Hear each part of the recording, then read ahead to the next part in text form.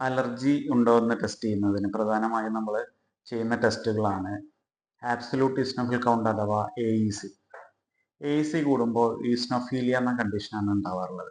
ഇത് നമ്മുടെ ശരീരത്തിൽ പെട്ടെന്ന് ഉണ്ടാകുന്ന അക്യൂട്ടായിട്ട് ഉണ്ടാകുന്ന ചേഞ്ചസ് കൊണ്ട് അലർജിയുടെ ലക്ഷണങ്ങൾ കാണിക്കാറുണ്ട്. 2 IgE ഇമ്യൂണോഗ്ലോബുലിൻ ഇ, അത് നമ്മുടെ ശരീരത്തിൽ ഉണ്ടാകുന്ന ഹൈപ്പർ സെൻസിറ്റിവിറ്റി റിയാക്ഷൻ അഥവാ നമുക്ക് ശരീരത്തിന് ബുദ്ധിമുട്ടുണ്ടാക്കാത്ത വസ്തുക്കൾക്ക് കൂടി ശരീരം റിയാക്ട് ചെയ്യുന്ന അവസ്ഥയാണ്. അപ്പോൾ ഇത്തരത്തിലുള്ള കണ്ടീഷനിൽ നമ്മുടെ ശരീരത്തിൽ അലർജി ഉണ്ടാക്കുന്ന ഹിസ്റ്റാമിൻ ലെവൽ കൂടുതലായിട്ട് കാണാറുണ്ട്. അപ്പോൾ ചില വൈദ്യശാസ്ത്രങ്ങളിൽ എന്താണെന്ന് വെച്ചാൽ ആൻറ്റി ഹിസ്റ്റാമിൻ മെഡിസിൻസ് ഉപയോഗിക്കാറുണ്ട്. അപ്പോൾ ഈ മെഡിസിൻ്റെ ഡോസ് കഴിയുന്നത് വരെ രോഗികൾക്ക് രോഗലക്ഷണങ്ങളിൽ നിന്ന് ആശ്വാസം ലഭിക്കുകയും ആ ഡോസ് കഴിഞ്ഞാൽ വീണ്ടും ലക്ഷണങ്ങൾ കാണാറുണ്ട്. അപ്പോൾ സ്ഥിരമായിട്ട് നമുക്ക് അലർജിയിൽ നിന്നൊരു രോഗമുക്തി നേടണമെന്നുണ്ടെങ്കിൽ IgE ലെവൽ കുറയ്ക്കുന്ന രീതിയിലുള്ള ചികിത്സ എടുക്കേണ്ടതുണ്ട്.